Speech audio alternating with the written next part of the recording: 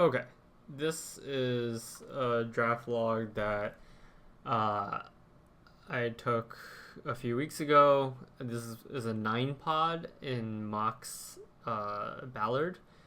Um, so yeah, let's begin. I'm not going to go super in depth into leader draft, mainly because I didn't really take good notes of all the leaders that everyone opened around me, and I'm not going to do it justice off of my memory. So I would rather just not talk about it, and we can cover that in a different video. But I opened Jabba, which I'm really happy about because I think Jabba is a super strong leader, and he's a playable rare leader. And rare leaders are by nature rare, and you just have less opportunity to play them. So I'm very happy to kind of pick Jabba here. Okay, we get past two Hans, which, Han is a great leader.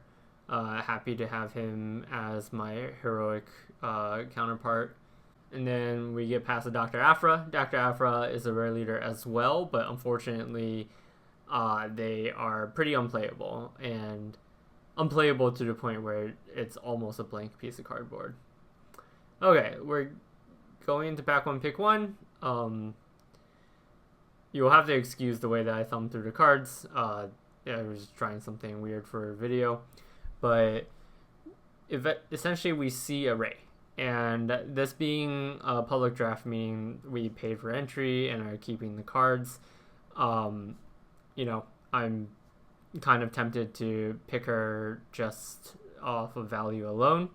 If Ray wasn't in the pack, this is a slam dunk chain code collector. Yeah, but I ended up picking the Ray and kind of sadly passing the chain code.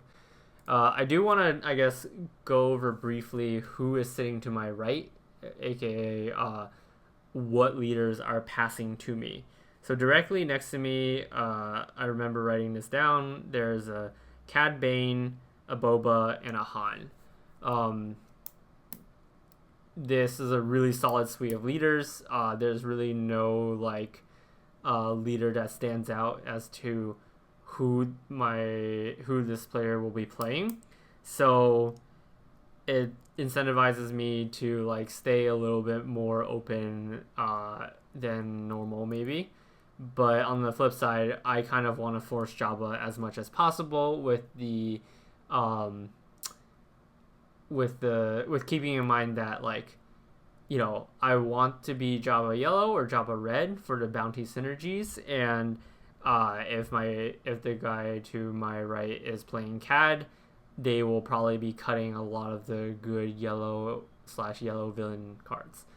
And then the person two to my right has Ray and Bosk, and a third leader that I don't quite remember. All right, moving on to the second pick. Let me see. We see a McClunky, a scanning officer, modded cohort, Gamorrean Guards. There's some pretty okay cards in here. McClunky and modded cohort probably being the standouts, with Embo being a close third. So you have to realize that I'm really trying to force Jabba here. So I have Embo pulled to the front because I remember at the time I was thinking to myself, okay, if I'm going to play blue, I'm probably going to be Han blue because I don't feel that Ray is worth the aspect penalty cost if I'm Jabba blue, and Jabba blue is one of the weaker combinations. So, Embo is the pick that synergizes the most with my first pick if I wanted to pick Ray. I think I'm evaluating McClunky due to Jabba Yellow and McClunky being an amazing card. And then the two green cards are pulled to the front because both Jabba Green and Han Green are solid color combinations. I ended up picking the Gamorrean Guards, and I believe it's because, in my head I was like, okay, I'm happy being Jabba Green and Han Green, and this is kind of the pick that keeps me the most open. I think Scanning Officer is a perfectly fine card, but I believe the Sentinel on Gamorrean Guard kind of gives him the edge, mainly because Sentinel is a really strong keyword. Now we see here kind of Black Sun and a Reputable Hunter. Reputable Hunter is an absolutely amazing card in Jabba. Generally speaking, you know, if your opponent plays anything, you just get a 2-mana 3/4 on turn 1. You know, maybe there's some turn 1 past shenanigans, past claim, but I think 99% of the time it's just a 2-mana 3/4 in Jabba, and otherwise it's a 3-mana 3/4 in Han. So I'm perfectly happy picking it and kind of solidifying that, like, or thinking that green is going to be a primary color. I think I remember kind of being sad. You know, like, we don't really see anything great for Jabba, and we see this modded cohort, and this is probably a pretty good sign that my neighbor is CAD. Both modded cohort is a premium card in Boba. You know, I mean, it's a 4-mana 4/4 that can ambush as a 5/4 with Boba's leader ability. And I'm pretty sad about seeing this, mainly because that probably means that I'm not going to be able to play Jabba. Kind of him and Hall over it, and I think I might pick the Cargo Juggernaut here, kind of out of denial. I think this is, I believe the Cargo Juggernaut, if this is what I pick, yeah, is an incorrect choice. And in my head, I was like, oh, like, I could still be Jabba blue or Han blue with the Cargo Juggernaut pick. But in reality, I'm probably never playing Jabba blue. It's just so much worse than Jabba yellow and Jabba red, that the Cargo Juggernaut kind of represents only a Han pick. And if I was going to pick a card for Han, it should 100% be the modded cohort. And it synergizes, you know, it helps with the Gamorrean Guards. I already have the Reputable Hunter in green as well. So I think this is definitely a wrong pick, and it should definitely be a modded cohort. Now, this is kind of like the inflection point in the draft. You know, this is a super late Desperado Freighters. Desperado Freighters is the signpost uncommon for red heroic. This card is amazing, and in Han is just completely brutal because you essentially get to play a 4-mana 5/4 in space. Now, why this is so strong is because if you look at the early space drops at and before 4 mana, nothing actually has 4 power cleanly. Like, yeah, you can do some shenanigans with like a 3 power space unit and like a Boba leader trigger, but generally speaking, at 4 health, Desperado Freighters is going to demand at least 2 cards to answer it. At this point, I know I'm not supposed to be Jabba.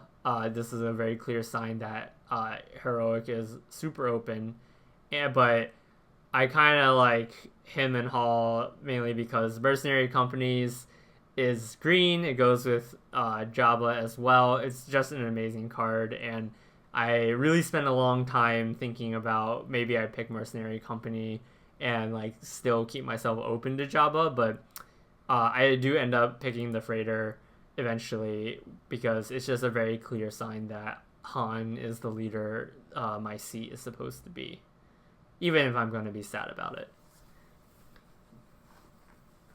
And at this point, I feel like slightly rewarded for, you know, not taking the McClunky early on to force Jabba because, you know, it would have made my draft a little bit more awkward up to this point.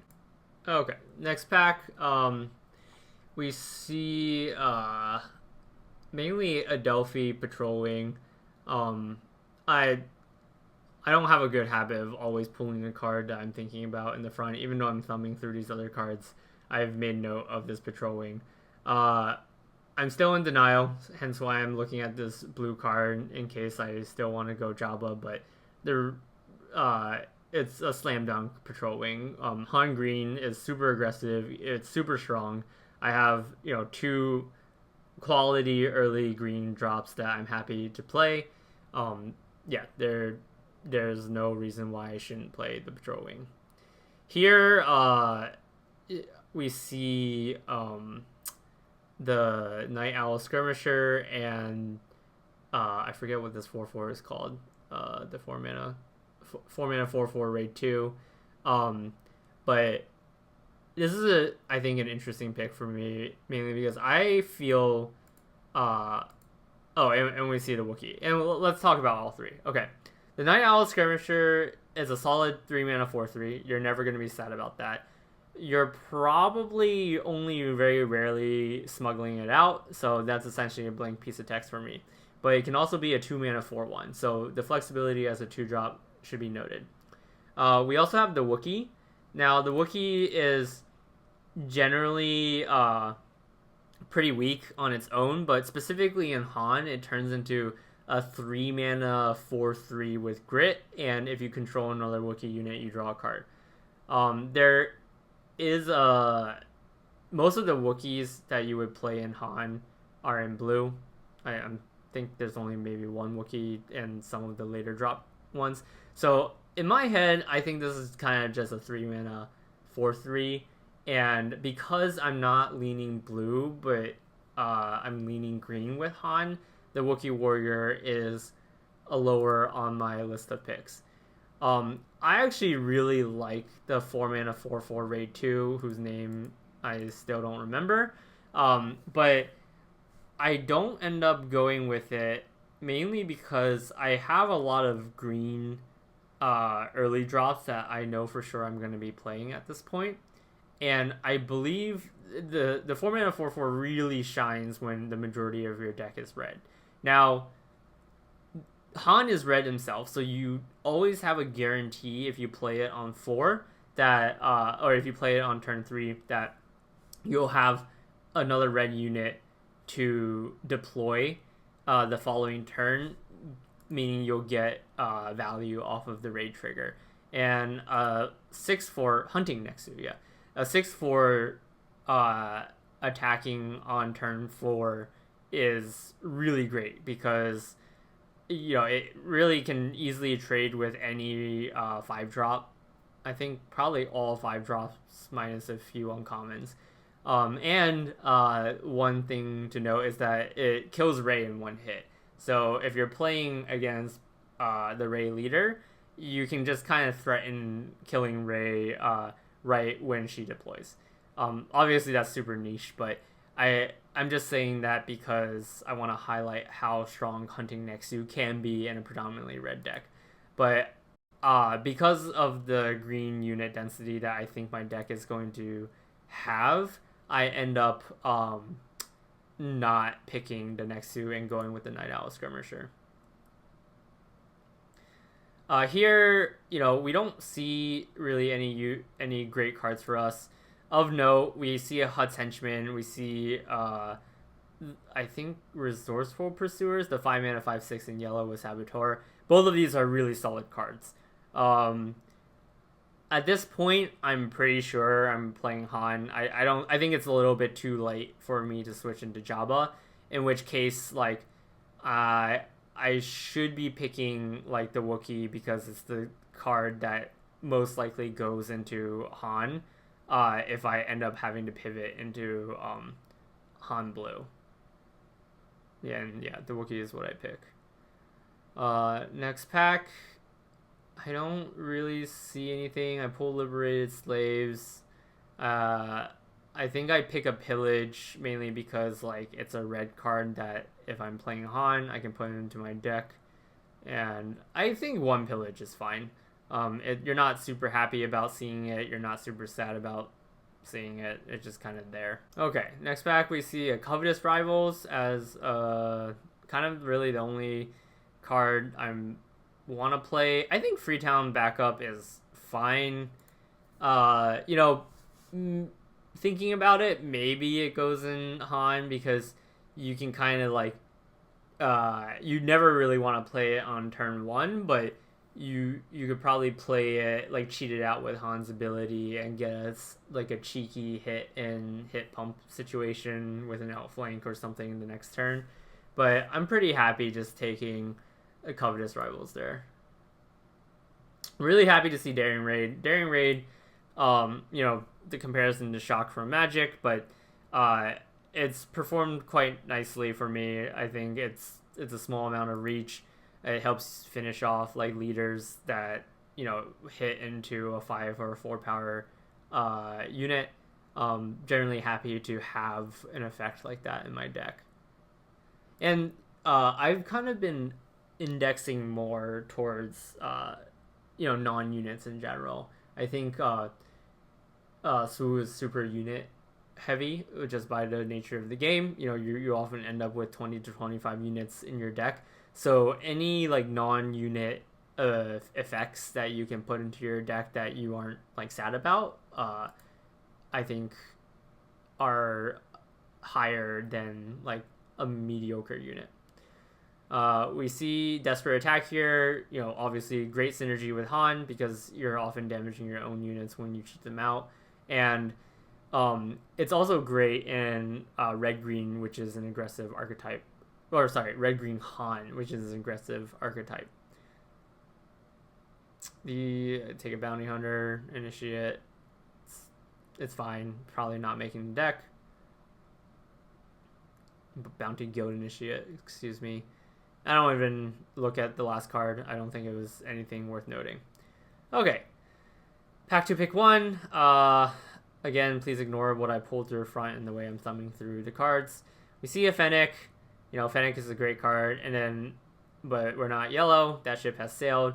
And we see this, I hopefully pull the card to the front to see the name. The 8 mana, 7/8 in space. In our deck, probably a 7 mana 7/6 with ambush. Obviously, still a really solid card. It's a game finisher. There's really not much to say. I'm always happy playing something like this in Han, with the ability to cheat it out. Looking through the other cards, I'm hoping that the Scanning Officer or the Heroic Renegade, hopefully that's the name, tables. And yeah, so we'll see what ends up happening.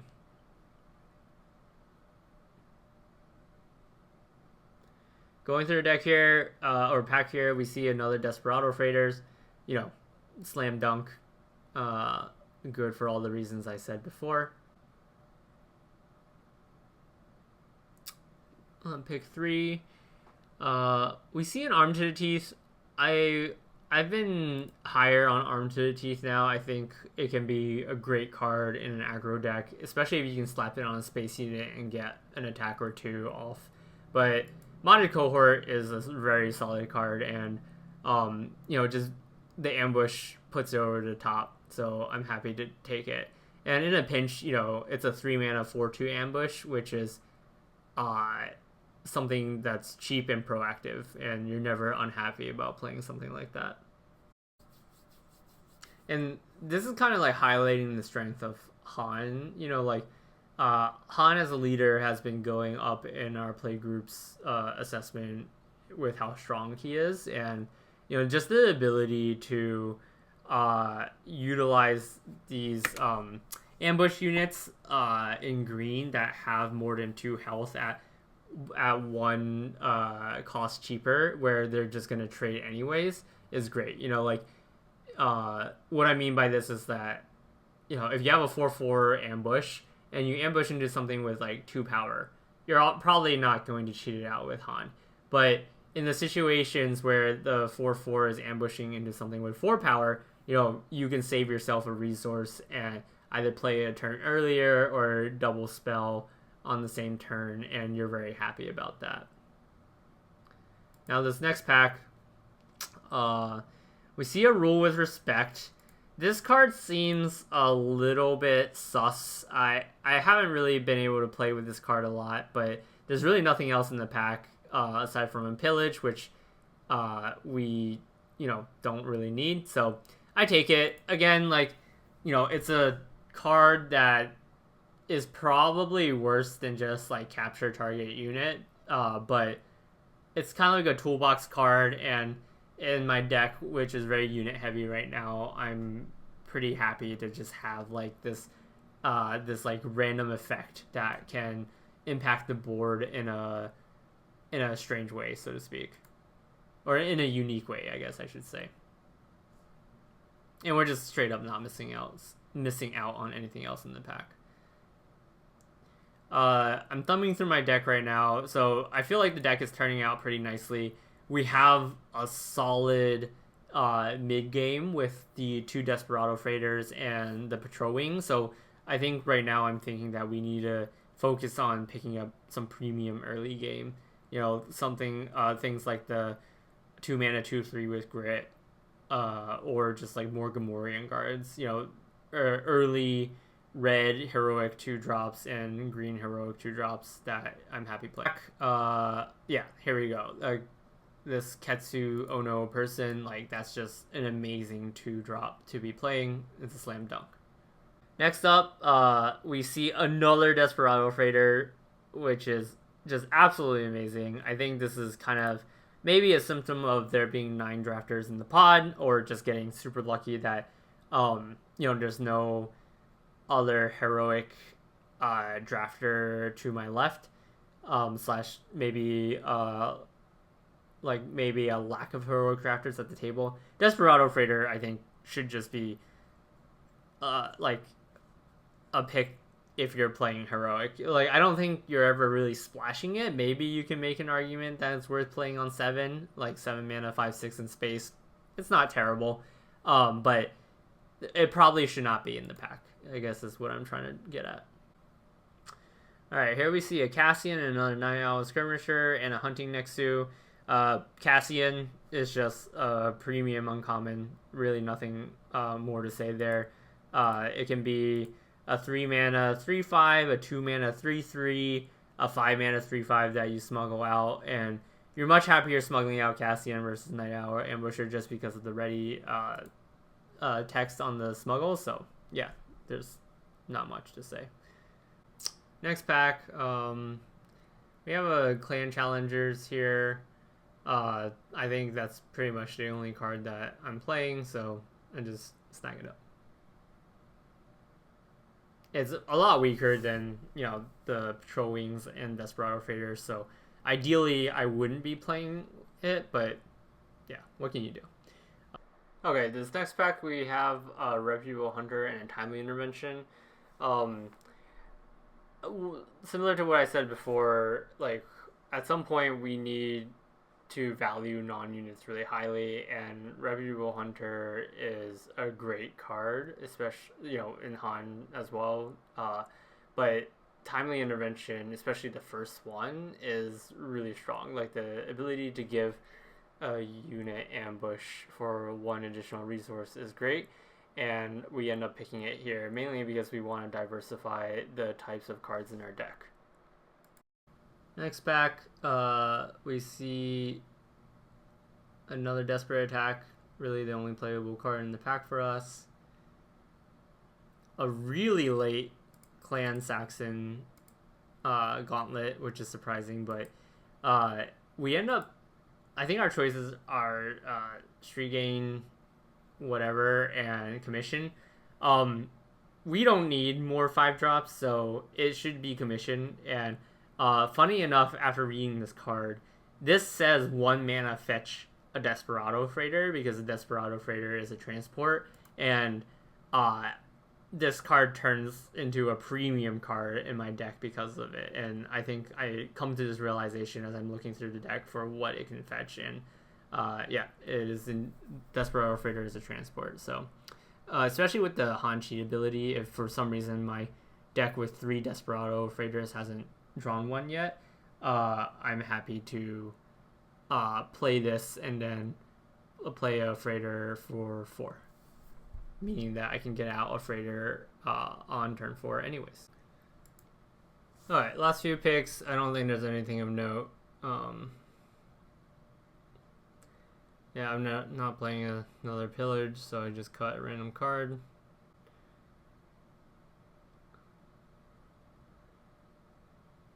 Yeah, Frontier Trader. Probably never playing it. Okay, we're going to pack 3, pick 1, and I think we really just want to focus on finding some better early game / more early game to essentially make sure we don't find ourselves behind on board when we get an opportunity to play our great 4 and 5 drop space units. Um, as I'm thumbing through this pack, we have the Sundari Peacekeeper and the Patrol Wing. This pick, I think, is between the Peacekeeper and the Patrol Wing. I'm just double checking the land speeder doesn't work with Han ability the way that you want it to. And we end up eventually picking the Peacekeeper mainly because, it's an early game unit and we already have a healthy amount of 5 drops. Yeah. Here we see another Patrol Wing, which is amazing for us. Just continuing to increase our premium 5 drops. I pulled the Wookiee Warrior to the front because I'm kind of thinking to myself, maybe we just need more early game. I think the Patrol Wing is just much stronger of a card than the Wookiee Warrior, and while we don't really need more 5 drops, and they act as 4 drops, the power difference is too great for me to justify picking the Wookiee Warrior. Here we see a modded cohort. Great card. Don't really need to say any more than I have already said. Here we see another Patrol Wing and Outlaw Corona. Okay. So I think generally we would love to pick an early game card, especially now that we just picked up another Patrol Wing. But Outlaw Corona has honestly underperformed for me. I think against certain decks like CAD, if your opponent is able to capture the Corona and ramp, it's so backbreaking, and I really feel that the bounty is just not worth the how do I put this? The amount of times that you resolve Corona on turn 2 and it gets in let's say 9 to 12 damage, right? The amount of times those games happen versus the amount of times that you're playing Corona and your opponent answers it or even just captures it and collects the bounty and then ramps to get their leader out a turn earlier or get a really impactful unit out earlier. They kind of cancel out each other, and honestly I feel like you're probably losing more games to the bounty than you are winning games because you got 6 to 9 damage in space from the Corona before it was answered. The bounty is always relevant, I think your opponent's always going to be relatively happy to get a free resource because even in the late game that means that they can stop resourcing a turn earlier, so they're effectively drawing 2 cards instead of 1. Now every deck is going to want to stop resourcing slightly differently than each other, but it's generally just a bounty that is always going to feel good to collect.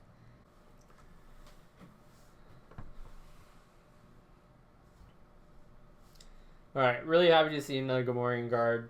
Not much to say about the pick. We don't super need this Valiant assault ship. We already have a lot of threats in space.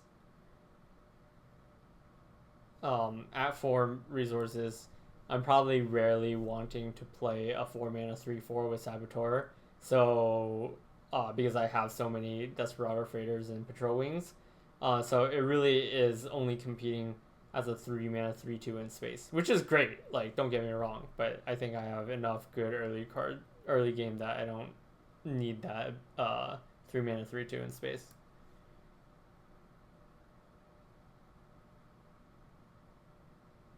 Here we see an outflank versus timely intervention. This, I think, I remember being a pretty hard pick. Timely intervention ambush is so good, but I feel like my deck is really aggressive at this point, and the ability to, attack with 2 units in one action, I value quite highly in aggressive decks to the point where I think it's better than my second timely intervention.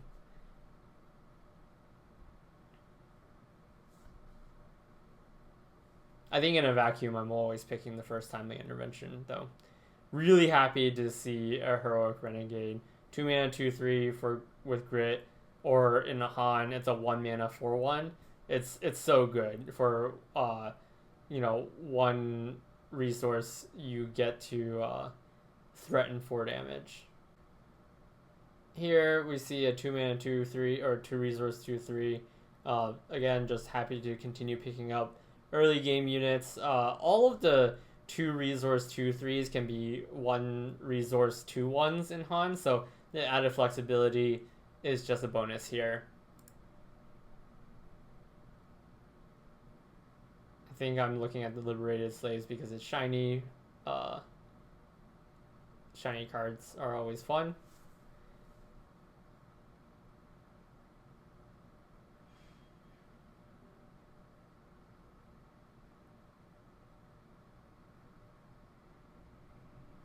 But we go with the Mandalorian Warrior, maybe? I can't remember what I picked here. I think at this time I was just thinking that none of the picks are gonna make my deck here.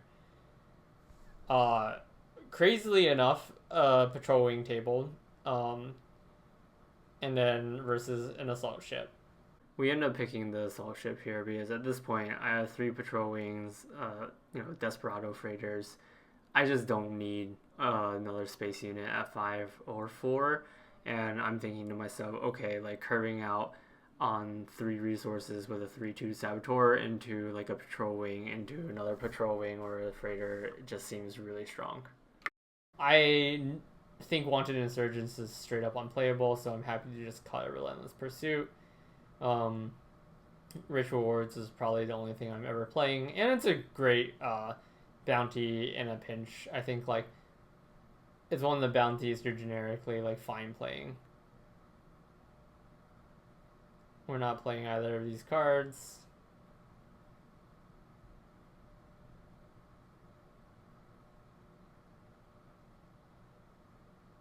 And our last card is Samarazan, which we are also not playing. And that's the draft. Okay, I just wanted to give a brief view of like how the deck looks laid out.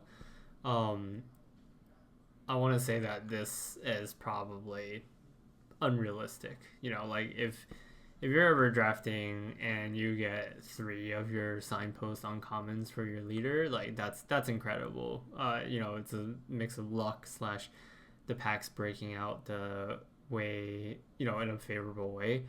The deck played very well. It was incredibly aggressive in space. You'll notice I have the freighters in the 4-drop slot and not the 5-drop slot because generally speaking, we wanted to play our freighters on 4 and then patrol wing on 5, but frankly, either order can work.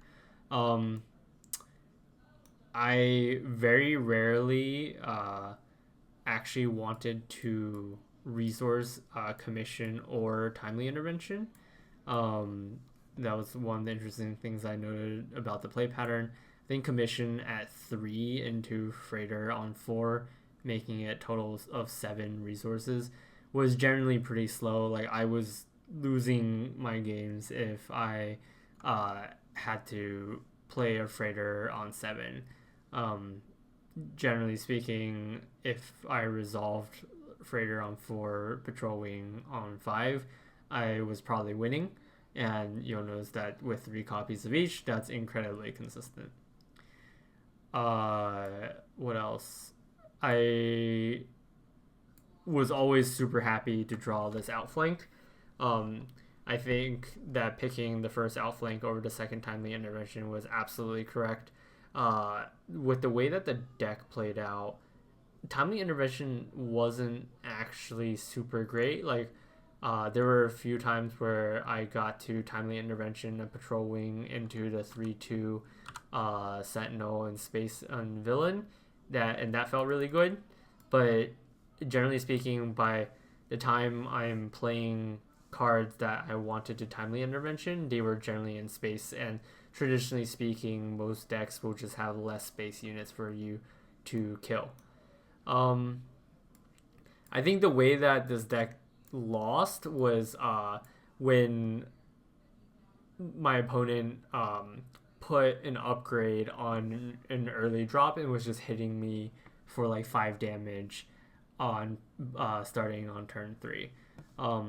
This deck did 3-0, and we faced Ziad's Gar Saxon deck in the finals, and that was the biggest threat to the deck, where you know, he played a 2-drop or a 3-drop and then put like the +2/+2 upgrade, and with the guard buff it was hitting for 5 or 6 damage early on.